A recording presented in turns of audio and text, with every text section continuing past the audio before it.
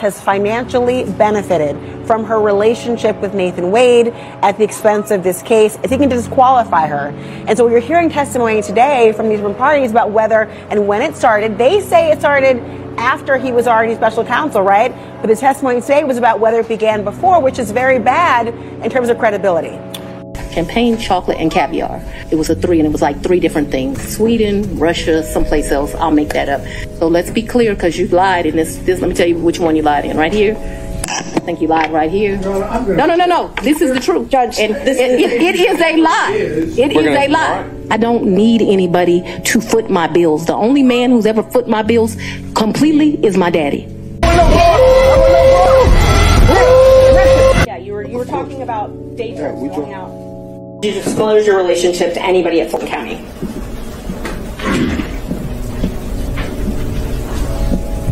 No, I don't think so. And as the chief law enforcement officer of Fulton County, I assume that you're familiar with the county code and ordinances? I've said we're not going to cover that in this hearing, Mr. Motion. I'm sorry, Judge? We said we weren't going to cover the county regulations. Okay, and I won't. Let me ask you this then. So are you aware that you're required to disclose any relationship with someone that you contract with in Fulton County? I'm going to object to the court fire ruling this morning. Would this be different because it's a potential for impeachment? Yes. What did you ask me? Mr. Merchant, if you could re-ask the question. Are you aware that Fulton County requires you to disclose any relationship with someone that you're doing business with? I'm not aware, and I know often that things are confused with state constitutional officers in county, but I'm not aware. Observe them do things that are common among people having a romantic relationship? Yes. Such as, can you give us an example? Hugging, kissing, just affection. All before November 1st of 2021, correct? Yes. Let's talk about Tennessee. You booked a cabin in August 2023 and paid for a cabin in Tennessee. That's when you paid for it. I don't know when the trip was. Can you tell us about that? August of 2023? You booked a trip for $1,481.54. Are you asking me, did I take that trip with Miss Willis, or are you asking me? First, I was just asking you to acknowledge that that is correct from the records, that you paid for a cabin in Tennessee. Do you recall, and hopefully you can do it from your memory, do you recall paying for a cabin 6 months ago, $1,400.81 in Tennessee? Where are we now? What page is that? I'm just asking from your memory. Do you remember paying for a cabin in August? It did, it was an important data point because it does raise the question, why was Nathan Wade hired? When did that relationship start? And did Fani Willis benefit financially from their relationship? And that is the threshold, right? That is. John, if somebody asks about a particular transaction... You can answer whether he remembers or not.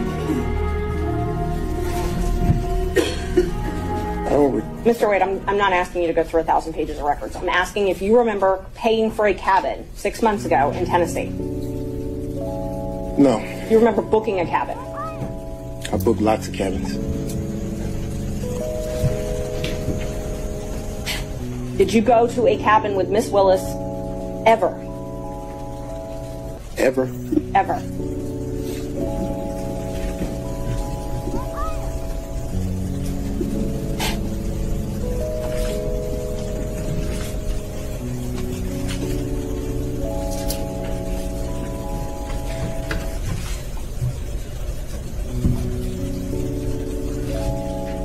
No. You've never gone to a cabin with this? No. Have you ever gone to Tennessee with Miss Willis? Yes. Okay. When was that? That was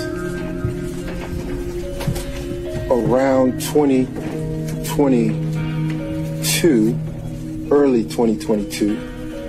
Early 2022? Okay. It was a day trip. Okay. It did, you know, it was an important data point because it does raise the question, why was Nathan Wade hired? When did that relationship start? And did Fani Willis benefit financially from their relationship? And that is the threshold, right? That is. So you didn't spend the night? So it was a day trip. Okay. We would drive there, have lunch, drive back. The reason we would do that is because the attention, she couldn't get any peace of mind going locally, so we get in my car and drive to someplace off the beaten path and have lunch and drive back. Is that when you went to Fainting Goat with her? It's in Jasper. No, that's in Georgia. I don't recall going to Fainting Goat with her. So the Tennessee day trips were only Tennessee? Yes. Okay. Did you ever do these day trips in Georgia? Do we drive anywhere in Georgia? Champagne, chocolate, and caviar. It was a 3, and it was like 3 different things. Sweden, Russia, someplace else. I'll make that up. So let's be clear, because you lied in this. Let me tell you which one you lied in. Right here. I think you lied right here. No. This is the truth, Judge. And it is a lie. It is a lie. I don't need anybody to foot my bills. The only man who's ever foot my bills completely is my daddy. At some point, you know, maybe there needs to be a formal deprogramming of the cult members, but something needs to happen. The base of the Republican Party, for whatever combination of reasons, and it is emotional and psychological, sees in him someone who speaks for them. Maybe they don't like migrants. Maybe they don't like gay people or black people or the woman who got the promotion at work they didn't get. Whatever the reason. So it is like a cult. And somebody has to break the, break that momentum. Ha ha. So Hillary thinks millions of Trump voters need to be deprogrammed. It's a pathetic new low for the twice failed presidential candidate, but it's not a total shock. It seems like Hillary has been thumbing through the dictionary and finding new ways to demonize Republicans. Who can forget the basket of deplorables? Donald Trump engaged in deceptive business practices and tremendous fraud. Donald Trump falsely, knowingly, inflated his net worth by billions of dollars to unjustly enrich himself, his family, and to cheat the system. Donald Trump may have authored the art of the deal, but he perfected the art of the steal. This long-running fraud was intentional, egregious, illegal. This is our last day in our case against Donald Trump for persistent and repeated fraud, illegality. This case has never been about politics or personal vendetta or about name-calling. This case is about the facts and the law. And Mr. Donald Trump violated the law. And as you know, the judge has already found that he, in fact, violated the law for repeated fraud over a period of years. And so I want everyone to know that the personal attacks really don't bother me. The fact is that this trial has shown, and we have produced evidence about the scope, the scale, the depth, the breadth of the illegality, the fraud that personally enriched Donald Trump and his family. I want to thank the judge. I want to thank my team. I really want to thank opposing counsel. But at the end of the day, the point is simple. No matter how powerful you are, no matter how rich you are, that no one is above the law, and that the law applies to all of us equally and fairly. I trust that justice will be done, and I'm confident in that. And I'm extremely proud of the case that we put on. Good evening and thank you. $155 million is what Trump owes, according to this decision. $4 million is what Don Jr. owes. $4 million is what Eric Trump owes.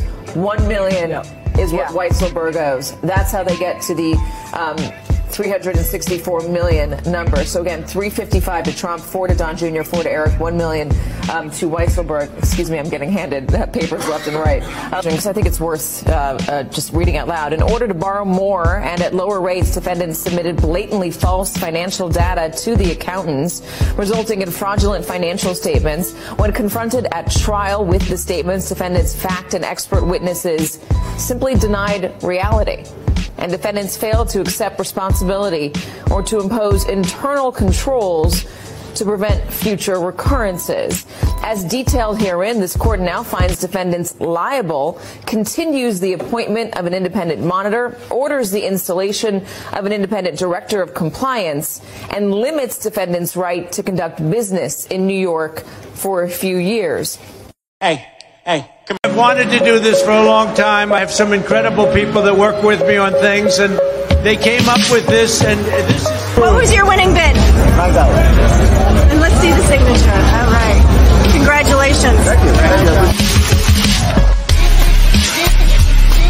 Have a good time. We love you all.